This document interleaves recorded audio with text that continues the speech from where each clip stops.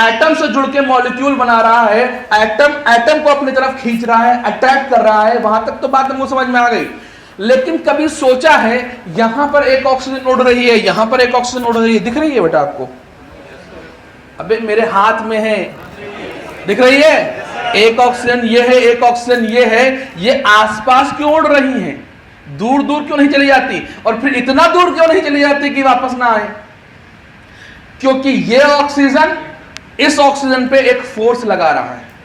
बात समझ में आ रही है? ये ऑक्सीजन इस ऑक्सीजन पे एक फोर्स लगा रहा है, एक CO2 दूसरे CO2 पे फोर्स लगा रहा है, मतलब दूर जाने भी नहीं देंगे और पास आने भी नहीं देंगे।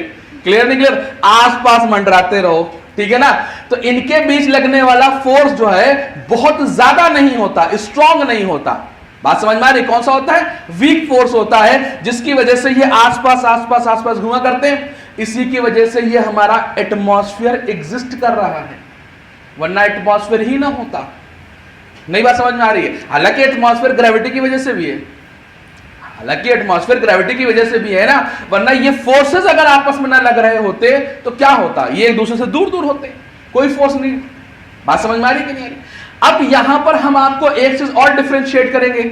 अभी तक जो हम लोग बचपन में पढ़ते चले आ रहे थे वो एटम और एटम के बीच में लगने वाला फोर्स पढ़ रहे थे।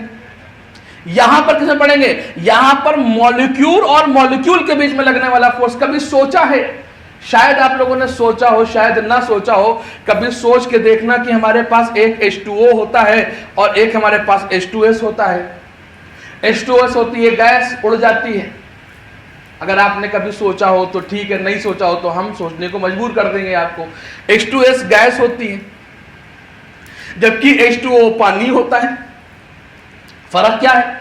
एक लिक्विड है और एक गैस है, ठीक है ना? जबकि वेट इसका ज्यादा, ऑक्सीजन से नीचे सल्फर आता है, सल्फर 16, ऑक्सीजन 32।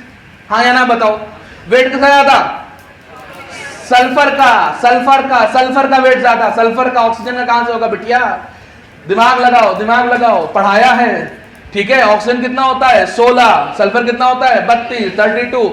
वेट सल्फर का ज्यादा, लेकिन उड़ जा रहा है सल्फर और ये बच जा रहा है। कोई ना कोई तो वजह रही होगी। वजह ये थी कि इसके बगल वाला जो H2O था बहुत ही टाइटली पकड़े हुआ था कि जाने नहीं देंगे। उड़ना तो दूर, खाली तैरना सीखो, तो ये खाली बहता रहा। बात समझ में आई कि नहीं? कुछ ना कुछ था। तो इनके बीच में लगने वाला कोई ना कोई फोर्स रहा होगा जिसने इसको गैस बनने से रोक दिया। क्या होगा बात करते हैं अभी, ठीक है? अभी लेक्चर पहले समझते हैं पढ़ने क्या जा रहे हैं आज के दिन क्या पढ़ने जा रहे हैं, ठीक है? तो कुल मिला के हम लोगों ने अभी तक जो पढ़ा वो एटम और एटम के बीच का फोर्स पढ़ा है। आज के दिन हम जो फोर्स पढ़ने जा रहे हैं वो किसके किसके बीच में होगा? मॉलिक्यूल और मॉलिक्यूल के। वो H2O के बीच में होगा, वो HCl के बीच में होगा, वो CO2 के बीच में होगा।